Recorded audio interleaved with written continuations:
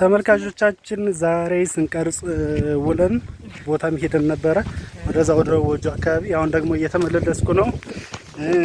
አሁን ስንት ሰዓት ነው? ሲቆይ 10 ሰዓት ተኩል ነው።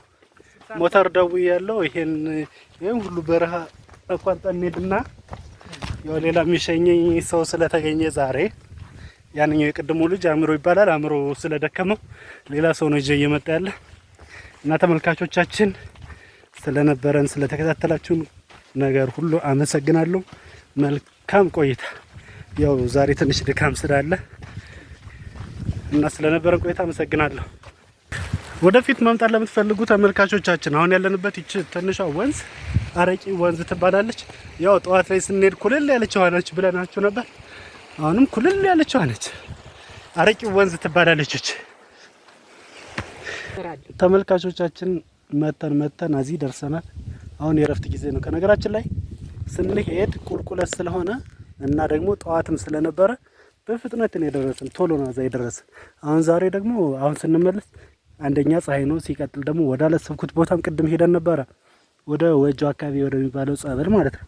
እዛ ሰዓት ደግሞ ሄድ ነው 7 ተኩል ምናምን 8 ሰዓት ነው የነበረ። በዛ ሙቀት ሄድን መጣን። አሁን 10 ሰዓት ከ20 አካባቢ ተነሳን። እዚህ ግማሽ ደርሰናል። ያው እኔ መንገዱ ስለማላውቀው ደግሞ ሌላ ሰው ነው አሁን የሸኘኝ።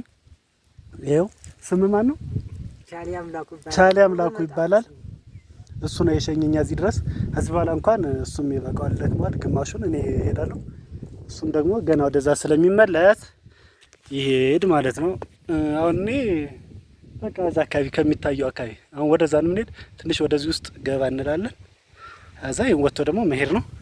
ያው ሞተርም ስለደወልኩ ሳይመሽ ለመግባት እሞክራለሁ ማለት ነው። አሁን ትንሽ ዳገቷ ትደክማለች፣ ሙቀትም ስለሆነ ስትሄዱ ቀላል ነው፣ ስትመጡ ትንሽ ከበድ። ለማንኛውም መልካም ቆይታ። አሁን 11 ሰዓት ከ25 ሆኗል።